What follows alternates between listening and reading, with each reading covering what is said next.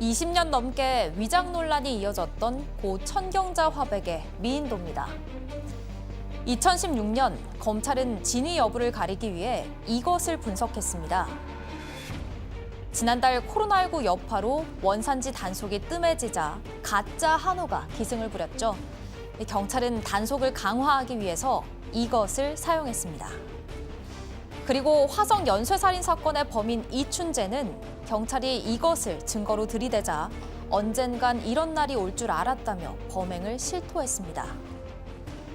이것을 발견하면서 과학수사는 눈부신 발전을 거듭해왔는데요. 지금부터 사건 수사연구소에서 그 비밀을 풀어봅니다.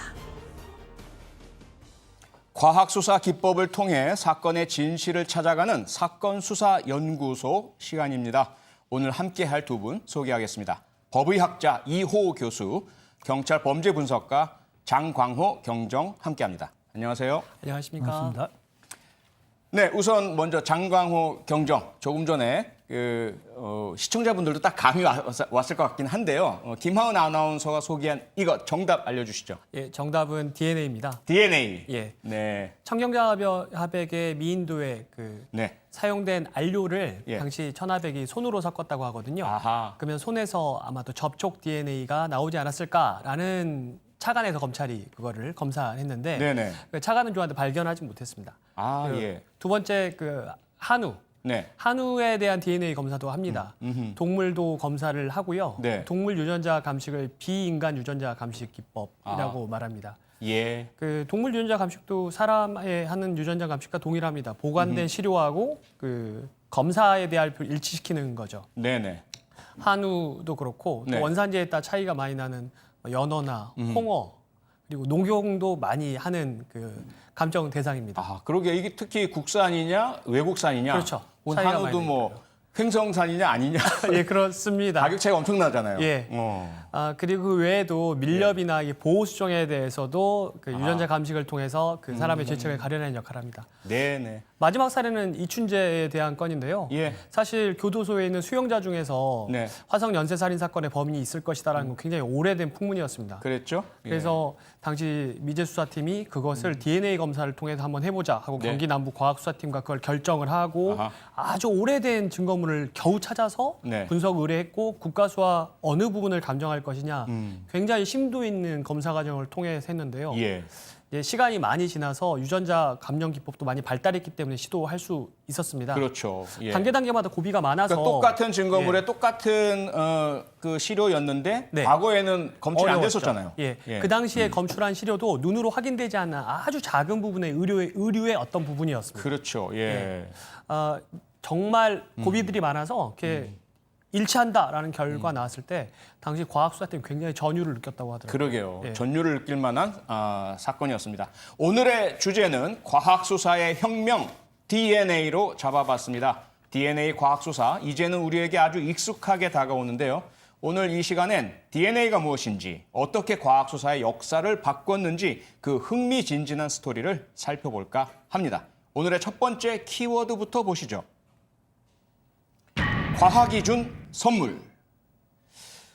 네, 이호 교수님. 뭐 저처럼 고등학교 때 공부를 열심히 한 사람은 왓슨, 크릭, 그렇습니다. 또 뭐 구아민, 시토신, 티민 이런 거 막 외웠었는데요. 우선 DNA에 대해서 설명 좀 해주시죠. 네, 우선은 피부나 혈액이나 뼈가 됐든 사람의 몸은 세포로 구성이 돼 있죠. 네, 약 60조 개 이상의 세포로 구성이 돼 있습니다. 60조 개 이상. 근데 예, 그 세포는 아시다시피 세포질과 핵으로 구성이 되어 있는데요. 예, 이 핵에 들어있는 물질이 바로 데옥시리보뉴클레이크 액시드 DNA입니다. 아하, 예, 예. 다시 말하면 핵산이라는 뜻인데요. 네, 핵산은 실은 핵 속에 들어있는 신맛 나는 물질, 그래서 산을 붙인 겁니다. 아하, 이게 1869년도에 스위스의 이제 생물학자죠. 네, 요한 프리드리 미셰르라는 사람이 네, 핵을 분해해서 보니까 뭔가 신맛이 나더라. 아, 그러면 그것은 하나의 핵을 구성하는 물질일 것이다라고만 추정을 했고, 추정만 했고요. 예, 그건 명명만 했던 거죠. 예, 그로부터 한 70년이 흘러서 1940년도에 네, 병원성균하고 비병원성균이 있었는데 병원성균을 녹여버립니다. 네, 거기서 핵산을 추출해서 비병원성 균에다 넣으니까 아하. 병원성 균으로 전환돼 버린 거죠. 아, 예, 예. 그렇다면 이건 하나의 구조적인 성분이 아니고 기능을 하는구나. 그리고 생명의 가장 기본적인 단위구나. 그래서 물리학에서는 원자가 기본 단위라면 네. 생물학에서는 유전자, 지인이 기본 단위가 됩니다. 아, 예. 근데 그 유전자의 구조는 실은 알지 못했어요. 그래서 엑스레이를 제거해서 결국 아까 말씀하신 대로 네. 1953년도에 왓슨 앤 크릭이 예. DNA 이중 나성 구조를 밝히죠. 네, 영국 캠브리지 대학에서. 예, 그렇습니다. 그렇죠. 예. 그래서 이제 노벨상을 타고 그 뒤로 이제 과학적 업체 계속사에 지금까지 온 겁니다. 아하, 예. 네, DNA의 역사도 살펴봤는데요. 교수님, 그럼 간단하게 전 세계 70억 인구의 DNA 모두 다르다 아니다 어떻습니까? 다릅니다. 아, 다릅니까? 왜냐하면 이 염기 서열의 배열을 보면 네. 일정 구간이 반복되는 횟수가 사람마다 다 다르다는 거예요. 아, 예. 그래서 일란성 쌍생아를 제외하고 모든 사람, 99.999%의 모든 사람은 다른 DNA를 가지고 있다. 일란성 쌍생아는 같은 DNA를 그대로 물려받으니까 그렇죠. 부모로부터 똑같고요. 받았으니까. 아, 예. 단지 이제 돌연변이만 발생하지 않으면 죽을 때까지 똑같다는 겁니다. 네. 그래서 사람의 체액에서 떨어져 나오면 사람의 몸에서 떨어져 나오는 데는 다 핵산이 포함돼 있죠. 네, 네. 그러니까 이 핵산이 극미량이더라도 증폭을 시켜서 예. 개인식별을 충분히 할 수가 있습니다. 아하. 예. 그래서 실은 DNA 신원 기법을 최초로 발견한 영국 레스터 대학의 알렉 제프리 교수는 네. 지문과 같은 식별력이 있다. 그래서 그렇죠. 예. 유전자 지문 이렇게 명명을 했죠. 예. DNA 실은- 핑거프린팅이라고 그렇죠. 했죠. 근데 실은 예. 지문하고는 무관하고요. 네. 근데 수학적으로 계산해 보면 같은 DNA를 가진 사람이 나타날 확률은 3천억 분의 1입니다. 3천억 분의 1. 그런데 전 세계에 3천억 명이 없으니까 그렇죠. 78억 명인데 예. 동일한 DNA를 가진 사람은 있을 수가 없다는 거죠. 없다. 더 나아가서 네. 지금까지 지구에 존재했던 호모사피엔스 모든 인류를 다 합쳐도 3천억 명이 되지 않습니다. 그렇죠. 그러니까 그렇죠. 중요한 건 나의 DNA를 가진 사람 나 하나. 음흠. 이 불교적으로 말하면 유아 독존, 유일성이 증명됐다고 유아 하죠. 독존. 그래서 네. 과학적으로 증명됐다고 볼 수 있는데 네. 바로 그렇기 때문에 피해자, 용의자, 실험불상자, 확인자가 들어갈 수 있는 그래서 DNA 증거가 강력한 거군요. 그렇죠. 네.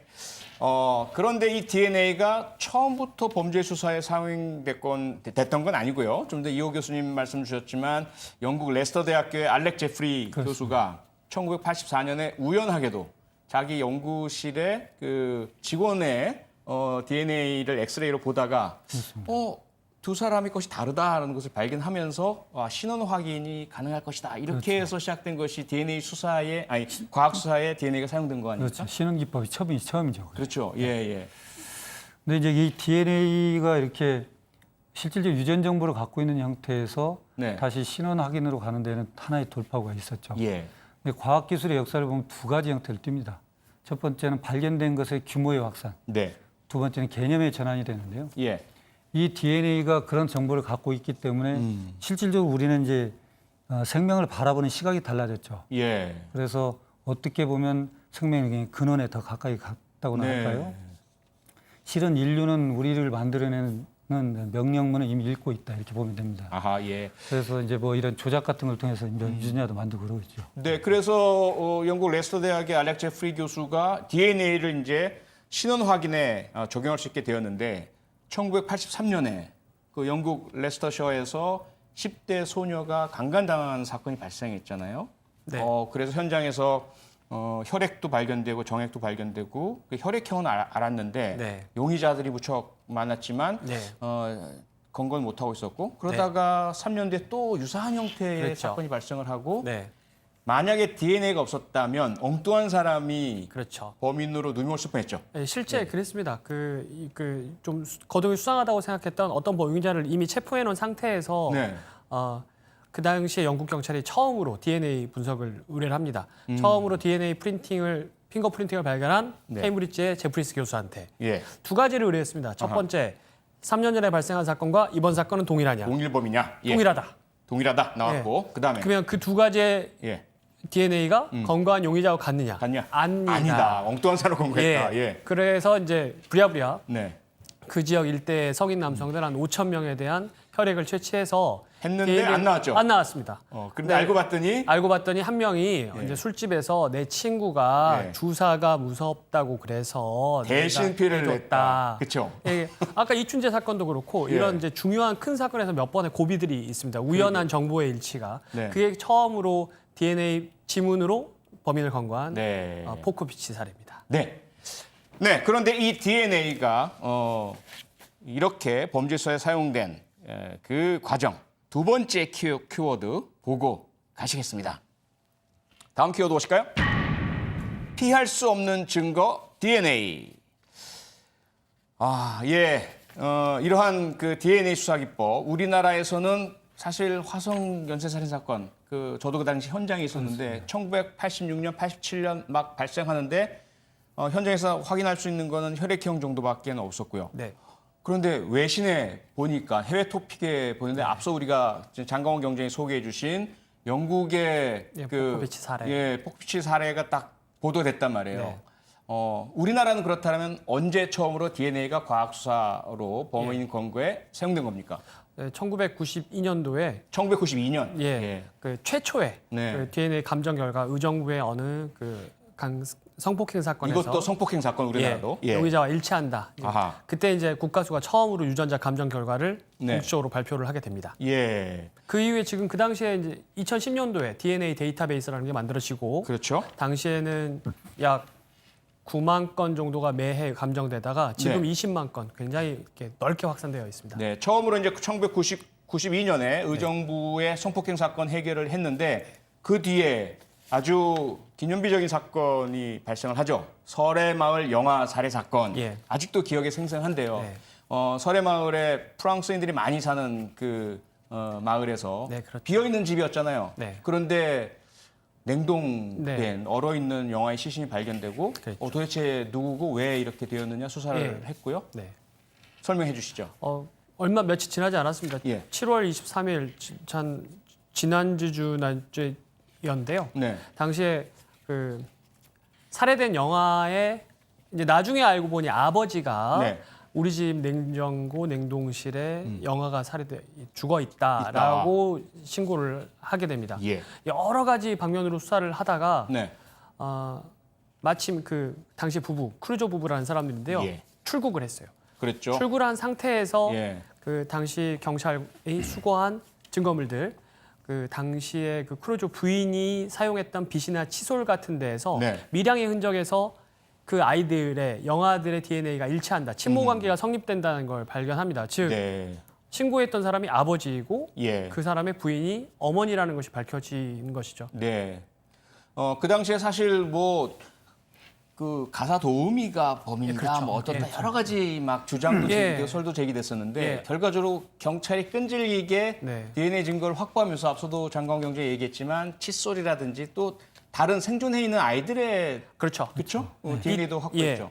그러니까 즉 그 어머니가 되는 사람의 예. 빗과 칫솔 그리고 어머니가 몇 년 전에 병원에서 적출수를 받았던 수술 병원에 남아있던 시료 예. 그리고 아이들 지금 그 집의 두 자녀들 예. 그러면 이 네 명의 살해된 두 명의 영아와 지금 두 자녀의 네 명은 모두 형제관계가 성립한다는 게 나온 겁니다. 그게 확인됐죠. 예. 이호 교수님, 그동안 우리 그 법의학계가 도전을 많이 받았었잖아요. 그렇죠. 특히 이제 만삭 의사 네, 그렇습니다. 살해 사건, 의사 부인 살해 사건 때도 캐나다의 정말 세계적으로 유명한 법의학자를 피고인 측에서 불러다가 우리 법의학을 어떻게 압도하려는 모습을 보였는데 우리 법의학이 승리를 거둔 적도 있고요. 이 설해마을 역시 프랑스에서 당시에 좀 우리를 깔보지도 않았습니까? 뭐 그랬었죠. 실은 당시 부부는 이제 먼저 귀국을 했던 남편이 신고를 한 거고 그렇죠. 예. 수사가 진행되는 동안에 남편이 또 출국해버렸죠. 네. 가서 프랑스 언론을 상대로 이제 음모설을 좀 얘기도 하기도 하고 네. 또는 뭐 뭔가 좀 미심쩍은 게 있다.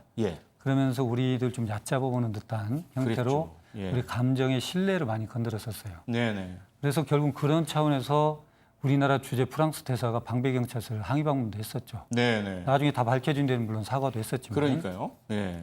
결과적으로 이제 프랑스 수사기관에서는 두 영아의 시료를 가져갑니다. 네. 그래서 그 나라의 감정기관에서 감정을 했고 우리나라 못 믿으니 그렇죠. 자기네 나라 프랑스에서 하겠다. 그 열흘 뒤에 우리나라의 감정 결과와 정확히 일치하는 결과 나타났다. 이것을 이제 발표를 하게 되고 네. 결국 와서 또 사과를 했었던 거죠. 네. 결국 이제 이게 뭐 세계적 이슈가 되면서 예. 우리나라 과학수사가 세계적 수준이다. 네. 그리고 과학수사의 하나의 큰 전환점이 됐었던 사건이죠. 네, 그렇습니다. 오늘의 마지막 키워드 보겠습니다. DNA의 그림자. 모든 것에는 명과 암이 있죠. DNA가 이렇게 훌륭하고 또 아주 강력한 증명력을 가지고 있는 증거인데 그럼에도 불구하고 DNA 증거의 단점 있지 않겠습니까? 예, 두 가지 측면인데요. 예. 하나는 이제 DNA 시료를 채취하고 감정하는 과정에서의 네. 오염에 대한 겁니다. 네. 아주 대표적인 사건이 오제이 심슨 사건인데요. 예, 예. 그 당시에 오제이 심슨이 자기의 전부인과 남자친구를 살해했다는 혐의로 기소가 됐는데 그랬죠. 예.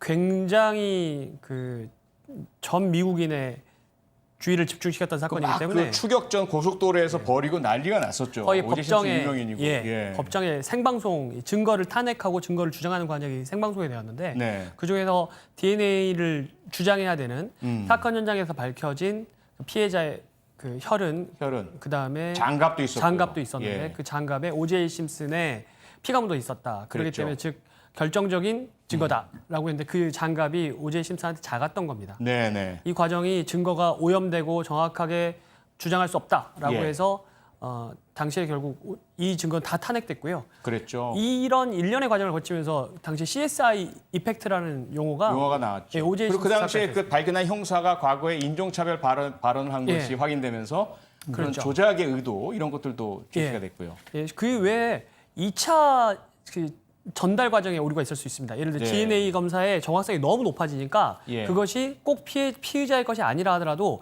다른 사람에게 전달돼가지고 할 가능성이 있다라는 실제 사례도 있었습니다. 그러니까요. 시간이 너무 빨리 흘러가서 이 교수님께 마지막 질문 드려야 될 것 같습니다.